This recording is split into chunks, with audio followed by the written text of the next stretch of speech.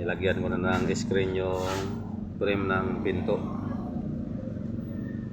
Rugby lang yan kapatid, naka-rugby. Ngayon, ito idikit ko to, yan ang pang-ipit, naka-rugby din yan. Kaya lang, hintayin ko munang matuyo yung rugby na pinahid ko para pagdikit kapit na kapit siya. Hindi siya matatanggal. Yung isa buo na. Yan, itong isang pinto, nabuo ko na siya. Yan. May screen na yan kapatid yan. Plywood lang yan tapos screen yan. Iipit ko yung screen ng plywood. Maupan din siya kapatid, oh. Maluwag din siya buksan. Yan. Pwede siya sa kabila, pwede rin dito. Yan. Yan siya. Malambot lang siyang hilain. Yan. Yan. Para di pasukin ng kuan yung ipis yung loob. Yan.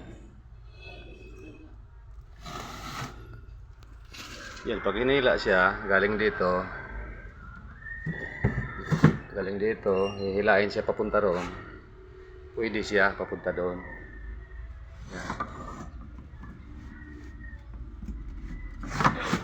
Ay, bumabangga yung karton. Yan.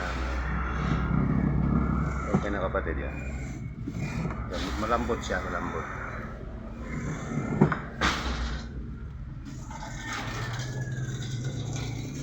Yung isang pinto na lang ang binubuo ko. Improvise lang to kapatid. Wala to sa dictionary. May pinto na siya.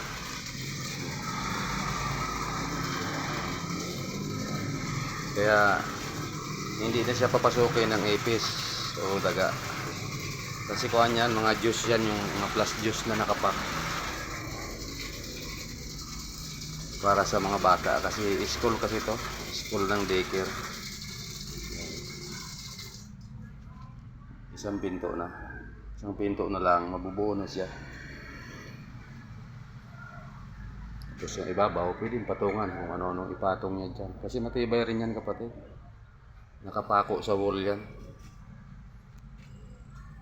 Pero nakahang yan dito sa flooring. Yan, nakataas siya sa flooring kasi kung sakaling mag-tapping, mag-tiles, hindi siya abutin, nakataas siya ng 1 feet.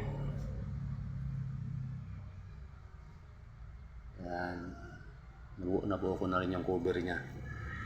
Yung isa na lang ang bubuhin ko. Bye bye mga kapatid, good morning.